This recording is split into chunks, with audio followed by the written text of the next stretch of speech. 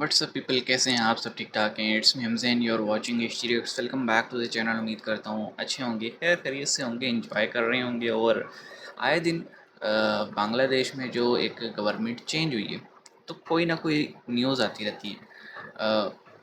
As of importance की नहीं थी न्यूज़, लेकिन क्योंकि जो केयर टेकर प्राइम मिनिस्टर कह लें आप, बांग्लादेश के जो हैं वो, उन्होंने कुछ आते ही कुछ ऐसे बयानात दिए और फिर आप कह लें कि जो स्टूडेंट प्रोटेस्ट हो रहा था उसमें कुछ ऐसी चीज़ें हुई कि इंडिया ने जो इन्वेस्टमेंट की हुई थी वो उसको होल्ड और वापस करने पे मजबूर हुए। तो वीडियो का टाइटल कुछ ऐसे है कि 800 मिलियन डॉलर चुकाओ, नहीं तो पत्थर युग में जाओ।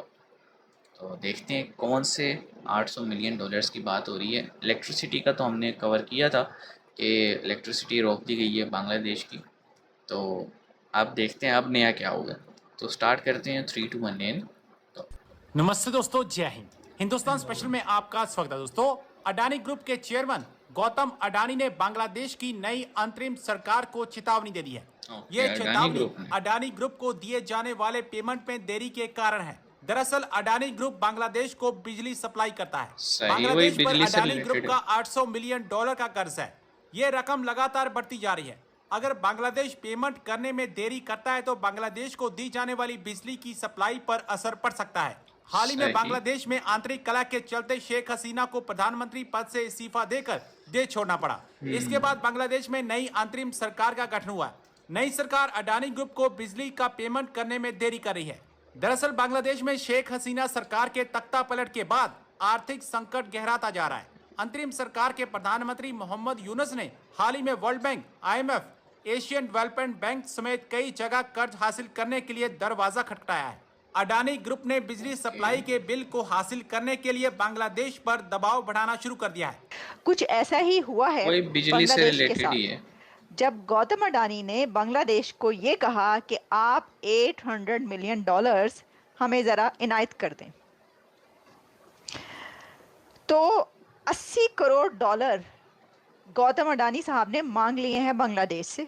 तो बांग्लादेश ने ये जो ऐनक लगाई हुई थी ना, ये वाली, जिससे सब हरा हरा नजर आ रहा था और सब अच्छा अच्छा नजर आ रहा था, वो ऐनक फौरी तौर पर उतर चुकी है अब। और उसके बाद पता ये चलता है कि बांग्लादेश की तरफ से जो एक डिमांड की जा रही थी कि बांग्लादेश का नेशनल एंथम भी चेंज हो और वहाँ का फ्लैग भी चेंज हो, तो उन्होंने कहा no plan to change national anthem और फ्लैग। ये कैसे? वहाँ के इस वक्त जो हुक्मरान है मोहम्मद यूनुस साहब, नोबेल लॉरिएट, उन्होंने कहा है कि no plan to change.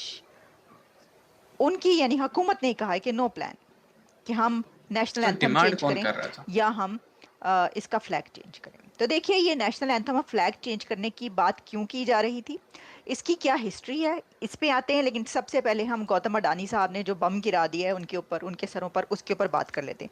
Sir, Gautam Adani जो कि one of the billionaire of India, one of the richest man but upcoming trillionaire भी हैं वो।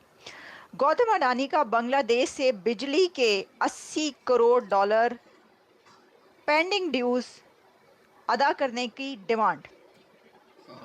गौतम अडानी ने मुतालबा कर दिया है बांग्लादेश से कि 80 करोड़ डॉलर जो आप हमारी बिजली इस्तेमाल करते हैं उसके वाजिबात अभी रहते हैं, यानी कि बिजली का बिल तुसी जमा नहीं कराया। ये वही हालात हैं कि जो पाकिस्तान में बिजली के बिल जमा जो हो रहे हैं, वहाँ पर लोग अपने ज़मीनें बेच बेच के बिजली के बिल अदा कर रहे हैं और उनके पास पैसे नहीं है बिजली के बिल अदा करने के।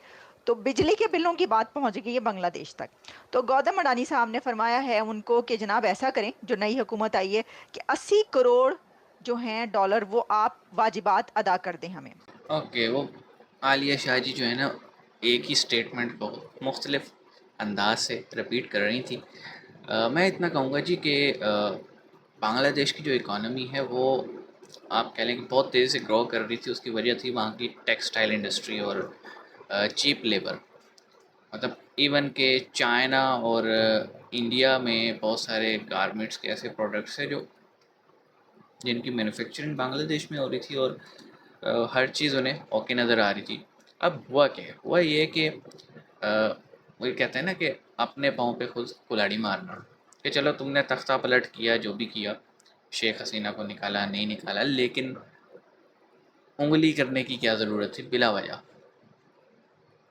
मतलब वो कहते हैं ना कि हमारी बिल्ली हमें म्याऊं, तो वो यही कुछ हुआ बांग्लादेश के साथ कि उन्होंने जब एक तो एंटी इंडियन जो सेंटिमेंट्स है वो नज़र आए, फिर जो एक बिला वजह एवं ही उन्होंने शुरली उड़ा दी और अजीब अजीब मुतालबे शुरू कर दिए इंडिया से। तो उन्होंने कहा रुको ज़रा, सब्र करो, पहले हमारा ये हिसाब क्लियर कर दो, फिर जो मर्ज़ी करो। तो बिजली का उसमें सर फहरिस्त था, और पिछले दिनों न्यूज़ आई थी ब्लैकआउट की। तो अब अडानी भाई साहब ने कहा भाई आपका बिल रहता है वो जमा करा दें। और सिर्फ अडानी नहीं, हम देख रहे थे बड़े बड़े जो ग्रुप्स हैं, जो कि इंडिया के ग्रुप्स से जिन्होंने इन्वेस्टमेंट की हुई थी बांग्लादेश में, वो बैकफुट पे आ गए और उन्होंने अपनी इन्वेस्टमेंट वहाँ से निकालना शुरू कर दिया। तो इससे हमें ये पता लगा कि इकॉनमी बांग्लादेश की भी, वो कहते हैं ना, एक इन्फ्लेटेड बैलून था, और वो सारी इन्फ्लेटेड जो उसमें एयर थी वो इंडिया, चाइना, रशिया, इन जैसे ममालिक की इन्वेस्टमेंट थी। इट्सल्फ बांग्लादेश का अपना कोई एसेट नहीं था।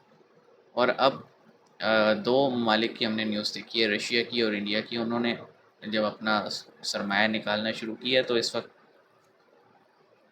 बड़े टफ हालात बनते जा रहे हैं वहाँ पे। बहरहाल होप फॉर द बेस्ट, उम्मीद करते हैं जी जो भी वहाँ के हुक्मरान हैं बांग्लादेश के, वो कोई ना कोई इसका हल निकाल ही देंगे, क्योंकि at the end of the day हुक्मरानों को तो मसला होता नहीं है, आवाम को मसला होता है। और जितनी आवाम पाकिस्तान के मसले में है, तो हम एक बेहतर अंदाज में अंडरस्टैंडिंग रखते हैं कि अगर ऐसा कुछ हुआ तो वहाँ पे आवाम के साथ क्या होगा। तो आप इस पे क्या कहेंगे, कमेंट सेक्शन में बताइएगा। मिलेंगे, अपना ख्याल रखिएगा। सी यू।